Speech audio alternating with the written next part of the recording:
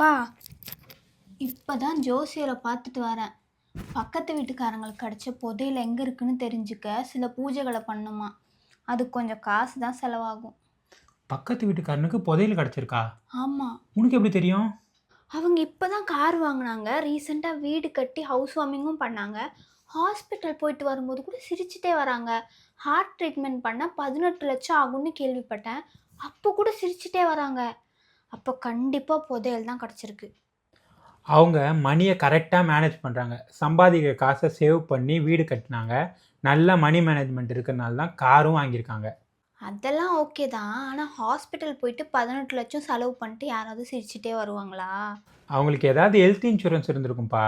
Health insurance எப்படி 18 லட்சம் 20 லட்சம் கவர் பண்ணும்? 40 லட்சமாக இருந்தாலும் 50 லட்சமாக இருந்தாலும் அவங்க சிரிச்சிட்டு தான் வருவாங்க. நீ வேணா பாரு. ஆமாம், அவங்க சிரிச்சிட்டே தான் வருவாங்க. ஏன்னா அவங்க தான் நிவாபுபா ரீஇஷ்யூ 3.0 இன்சூரன்ஸ் எடுத்திருக்காங்கல்ல, அதில் அன்லிமிட்டெட் கவரேஜ் இருக்குது. அன்லிமிட்டடா? அப்போ ஹாஸ்பிட்டல் பில் கோடிக்கணக்கில் வந்தா? பில்லு எவ்வளோ பெருசாக இருந்தாலும் கவர் ஆகும். அது மட்டும் இல்லாமல் ப்ரீமியம் வெறும் 17 ரூபாலேருந்தே ஸ்டார்ட் ஆகுது ஒரு நாளைக்கு. உனக்கு டவுட் இருந்தால் என் பயோவில் லிங்க் இருக்குது, போய் செக் பண்ணி பாரு. அது எப்படி? அவங்களுக்கு பிபி சுகர்லாம் இருக்குது, அவங்களுக்கு இன்சூரன்ஸ் கிடைக்குமா?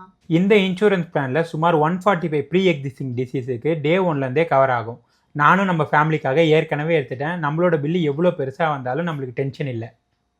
உண்மையாவா? அவங்க புதையல் கிடச்சி தான் வீடு காரெல்லாம் வாங்கியிருக்காங்கன்னு நினச்சியா? அவங்க மணியை கரெக்டாக மேனேஜ் பண்ணனால தான் வாங்கியிருக்காங்க. ஹாஸ்பிட்டல் பில்லுக்காகவும் ஸ்மார்ட்டாக ஹெல்த் இன்சூரன்ஸ் எடுத்திருக்காங்க. ஜோசியர்கிட்ட போய் காசை வேஸ்ட் பண்ணுறதுக்கு பதிலாக நம்மளும் அதை தான் பண்ணணும். அப்போ அந்த 25,000 ரூபாய் பூஜை பண்ண வேணாமா? 25,000 ரூபா கொடுத்து பூஜை பண்ணால் அந்த காசும் போயிடும். மணியை எப்படி மேனேஜ் பண்ணணும்னு ஃபஸ்ட்டு கற்றுக்கோ. டீட்டெயில்ஸுக்கு என் பயோவில் லிங்க் இருக்குது, அதை செக் பண்ணி பாரு. இல்லைனா நம்ம பணக்காரங்களாக இருந்தாலும் சரி, ஏழையாக இருந்தாலும் சரி, ஹாஸ்பிட்டல் பில்லு பெருசாக வந்தால் நம்ம ஃபேமிலியோட திங்ஸை விற்க வேண்டிய சுச்சுவேஷன் வரும். ஓ, இப்போ தான் எல்லாம் புரியுது. அப்போ நம்ம தங்கச்சிக்கு ஏன் கல்யாணம் ஆகலைன்னு மட்டும் இன்னொரு வாட்டி ஜோசியர்கிட்ட கேட்டு வந்துட்டா? உன்னெல்லாம் திருத்தவே முடியாது. ஓ.